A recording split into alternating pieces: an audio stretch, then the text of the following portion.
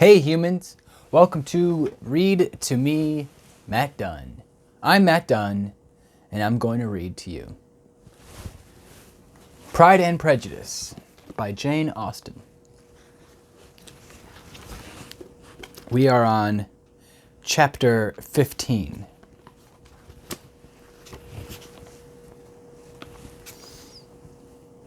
Mr. Collins was not a sensible man, and the deficiency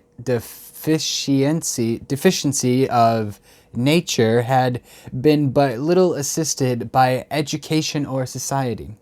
The greatest part of his life having been spent under the guidance of an illiterate and miserly father, and though he belonged to one of the universities, he had merely kept the necessary terms, without forming at it any useful acquaintance. The subjection in which his father had brought him up had given him originally great humility of manner, but it was now a good deal counteracted by the self-conceit of a weak head, living in retirement, and the consequential feelings of early and unexpected prosperity. A fortunate chance had recommended him to Lady Catherine de Bourgh when the living of Hunsford was vacant, and the respect which he felt for her high rank and his veneration of her as his patroness, mingling with a very good opinion of himself, of his authority as a clergyman, and his right as a rector, made him altogether a mixture of pride and obsequiousness, self-importance and humility. Having now a good house and very sufficient income, he intended to marry, and in seeking a reconciliation with the Longbourn family, he had a wife in view, as he meant to choose one of the daughters, if he found them as handsome and amiable as they were represented by common report. This was his plan of amends, of atonement, for inheriting his father's estate, and he thought it an excellent one, full of eligibility and suitableness and excessiveness, generous and disinterested on his own part. These words are hard for me to pronunciate. His plan did not vary on seeing them. Miss Bennet's lovely face confirmed his views and established all his strictest notions of what was due to seniority. And for the first evening, she was his settled choice. The next morning, however, made an alteration, for in a quarter of an hour, a tete-a-tete with Mrs. Bennet before breakfast, a conversation beginning with his patronage house, and leading naturally to the avowal of his hopes that a mistress for it might be found at Longbourn, produced from her, amid very complacent smiles and general encouragement, a caution against the very Jane he had fixed on. Fucking sentences. As to her younger daughters, she could not take upon her to say, she could not positively answer, but she did not know of any prepossession. Her eldest daughter, she must just mention, she felt it incumbent on her to hint, was likely to be very soon. Oh, this is someone talking. I don't know who the fuck's talking. Miss Bennett. Let's say Miss Bennett. I don't know.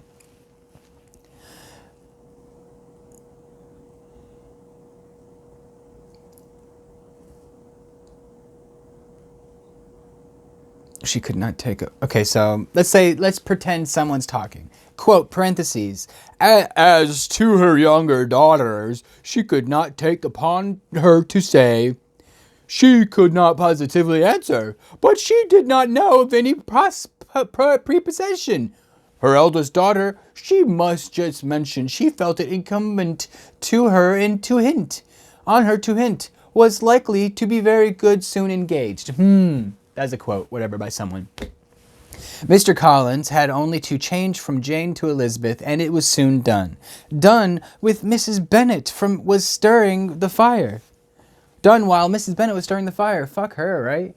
Elizabeth, equally next to Jane in birth and beauty, succeeded her, of course. Mrs. Bennet treasured up the hint, and treasured that she might soon have 2 daughters married. And the man whom she could not bear to speak of the day before was now high in her good graces. Lydia's intention of walking to Meryton was not forgotten. Every sister except Mary agreed to go with her, and Mr. Collins was to attend them. At the request of Mr. Bennet, who was most anxious to get rid of him and have his library to himself, for thither Mr. Collins had followed him after breakfast, and there he would continue, nominally engaged with one of the largest folies in the collection, but really talking to Mr. Bennet with little cessation of his Bucking House and garden at Hunsford. Such doings decomposed Mr. Bennet exceedingly. In his library he had been always sure of leisure and tranquillity, and though prepared, as he told Elizabeth, to meet with folly and conceit in every other room in the house, he was used to be free from them there. His civility, therefore, was most prompt in inviting Mr. Collins to join his daughters in their walk, and Mr. Collins, being in fact much better fitted for a walker than a reader, was extremely well pleased to close his large book and go. In pompous nothings on his side, and civil assents on that of his cousins, their time passed till they entered Meryton. The attention of the younger ones was then no longer to be gained by him. Their eyes were immediately wandering up the street in quest of the officers, nothing less than a very smart bonnet indeed, or a really new or a really new muslin in a shop window could recall them. Muslin, it's a fabric. It's like what they would probably use for making a dress. But the attention of every lady had soon caught by a young man whom they had never seen before, of a most gentlemanlike appearance, walking with an officer on the other side of the way. The officer was the very Mr. Denny concerning whose return from London Lydia came to inquire. And he bowed as they passed. All were struck with the stranger's air. All wondered who he could be, and Kitty and Lydia, determined if possible to find out, led the way across the street, under pretense of wanting something in the opposite shop, and fortunately had just gained the pavement when the 2 gentlemen turned back and reached the same spot. Mr. Denny addressed them directly, and entreated permission to introduce his friend, Mr. Wickham, who had returned with him the day before from town, and he was happy to say he had accepted a commission in their corps. This was exactly as it should be, for the young man wanted only regimentals to make him completely charming. His appearance was greatly in his favor. He had all the best part of beauty, a fine countenance, a good figure, and very pleasing address. The introduction was followed up on his side by a happy readiness of conversation, a readiness at the same time perfectly correct and unassuming. And the whole party were still standing and talking together very agreeably, when the sound of horses drew their notice, and Darcy and Bingley were seen riding down the street. On distinguishing the ladies of the group, the 2 gentlemen came directly toward them and began the usual civilities. Bingley was the principal spokesman, and Miss Bennet the principal object. He was then, he said, on his way to Longbourn on purpose to inquire after her. Mr. Darcy corroborated it with a bow, and was beginning to determine not to fix his eyes on Elizabeth, when they were suddenly arrested by the sight of the stranger, and Elizabeth, happening to see the countenance in both as they looked at each other, was all astonishment at the effort of the meeting.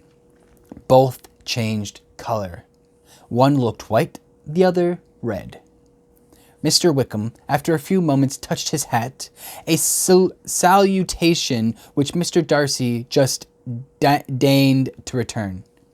What could be the meaning of it? It was impossible to imagine. It was impossible not to long to know.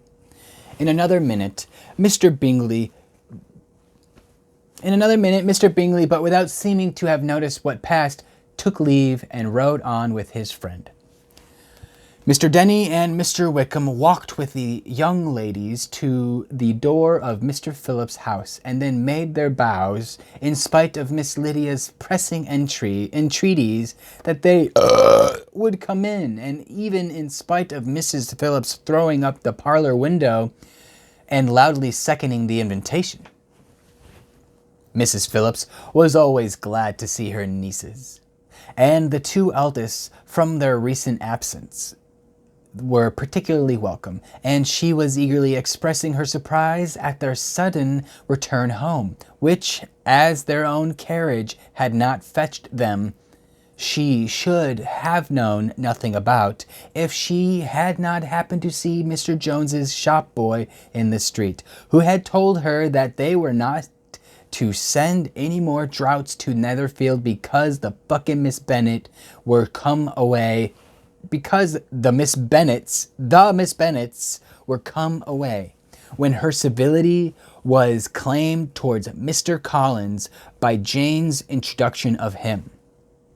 She received him with her very best politeness, which he returned with as much more, apologizing for his intrusion without any previous acquaintance with her, which he could not help flattering himself, however, might be justified by his relationship to the young ladies who introduced him to her notice. Whatever. Mrs. Phillips was quite awed by such an excess of good breeding, but her contemplation of one stranger was soon put an end to by exclamations and inquiries about the others, of whom, however, she could only tell her nieces what they already knew, that Mr. Denny had brought him from London, and that he was to have a lieutenant's commission in the Shire. She had been watching him the last hour, she said, and as he walked up and down the street, and had Mr. Wickham appeared, Kitty and Lydia would certainly have continued the occupation. But unluckily, no one passed the windows now except a few of the officers, who, in comparison with the stranger, were become stupid, disagreeable fellows. Some of them were to dine with the Phillipses the next day, and their aunt promised to make her husband call on Mr. Wickham and give him an invitation also, if the family from Longbourn would come in the evening. This was agreed to, and Mrs. Phillips protested that they would have a nice, comfortable, noisy game of lottery tickets, and a little bit of a hot supper afterwards. The prospects of such delights were very cheering, and they parted in mutual good spirits. Mr. Collins repeated his apologies in quitting the room, and was assured with unwearying civility that they were perfectly needless. As they walked home, Elizabeth related to Jane what she had seen pass between the two gentlemen, but though Jane would have defended either or both, had they appeared to be wrong, she could no more explain such behavior than her sister. Mr. Collins, on his return, highly gratified Mrs. Bennet by admiring Mrs. Phillips's manners and politeness. He protested that, except Lady Catherine and her daughter, he had never seen a more elegant woman, for she had not only received him with the utmost civility, but had even pointedly included him in her invitation for the next evening, although utterly unknown to her before. Something, he supposed, might be attributed to his connection with them, but yet he had never met with so much attention in the whole course of his life. Well, ain't that great for Mr. fucking Collins, whoever this guy is. This guy seems lonely, and he just wants to belong. Good for him. He's Good for him. Well, if you'd like for me to keep reading, please check out some more of my videos. Give me a thumbs up if you like. You can hit the subscribe button. I'm sure you're already subscribed if you're watching, because that's right. Good job. Anyway, write a comment down below if you want to tell me how you feel. You don't even have to talk about the video, I'm sure. Whatever. Thanks, and I guess I'll see you tomorrow.